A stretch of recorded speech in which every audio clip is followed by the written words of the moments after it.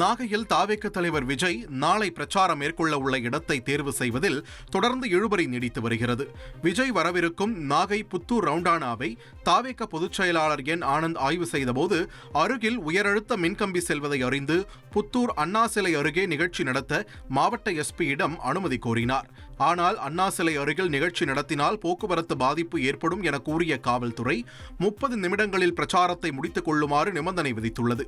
இதனை ஏற்பதாக தாவேக தரப்பில் எழுத்துப்பூர்வமாக பதில் அளிக்காததால் இழுபறி நீடிக்கிறது. பீகாரில் காங்கிரஸ் கூட்டணி ஆட்சிக்கு வந்தால் ஒவ்வொரு மாவட்டத்திலும் ஊடுருவல்காரர்களே இருப்பார்கள் என்று வீடு வீடாக சென்று பாஜக நிர்வாகிகள் எடுத்துக் கூற வேண்டும் என்று மத்திய உள்துறை அமைச்சர் அமித்ஷா அறிவுறுத்தினார். பீகாரில் விரைவில் சட்டமன்ற தேர்தல் நடைபெற உள்ள நிலையில் ரோத்தாஸ் பகுதியில் பாஜக நிர்வாகிகளிடையே அவர் உரையாற்றினார். காங்கிரஸ் கட்சியை கடுமையாக விமர்சித்த அவர் வங்கதேசத்தில் இருந்து வந்த ஊடுருவல்காரர்களை காப்பாற்றவே ராகுல் காந்தி யாத்திரை மேற்கொண்டதாக குற்றம் சாட்டினார். ஊடுருவல்காரர்களுக்கு இலவச ரேஷன் பொருட்கள், வாக்குரிமை, வேலைவாய்ப்பு, இலவச வீடுகள் ஆகியவை தேவையா என்றும் அவர் கேள்வி எழுப்பினார்.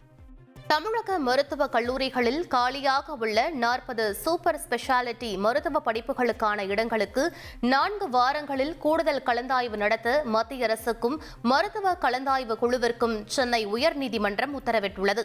நாடெங்கும் உள்ள அரசு, தனியார் நிகர்நிலை பல்கலைக்கழகங்களில் உள்ள சூப்பர் ஸ்பெஷாலிட்டி மருத்துவ படிப்புகளுக்கு 2024-25 கல்வியாண்டிற்கான மாணவர் சேர்க்கைக்கு 2 கட்டங்களாக கலந்தாய்வு நடத்தப்பட்டது. கலந்தாய்வுக்கு பின் நாடு முழுவதும் உள்ள மருத்துவ கல்வி நிறுவனங்களில் உள்ள 5000 இடங்களில் 600 இடங்கள் காலியாக உள்ளன.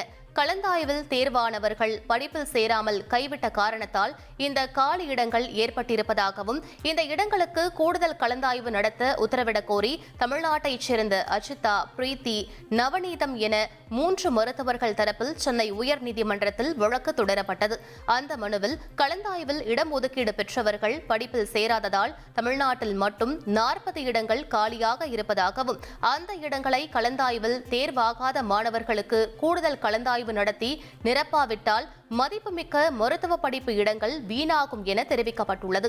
இந்த வழக்கை விசாரித்த நீதிபதி GK இளந்திரையன் தமிழ்நாட்டில் காலியாக உள்ள 40 இடங்களுக்கும் 4 வாரங்களில் கூடுதல் கலந்தாய்வு நடத்த மத்திய அரசுக்கும் மத்திய மருத்துவ கலந்தாய்வு குழுவுக்கும் உத்தரவிட்டார். இனி செல்லும் இடமெல்லாம் செய்தி. தந்தி டிவியின் வாட்ஸ்அப் சேனலை ஃபாலோ பண்ணினா செல்ல இருக்கும் இடமெல்லாம் செய்தி. இதோ QR கோட் இப்பவே ஸ்கேன் பண்ணுங்க, ஃபாலோ பண்ணுங்க.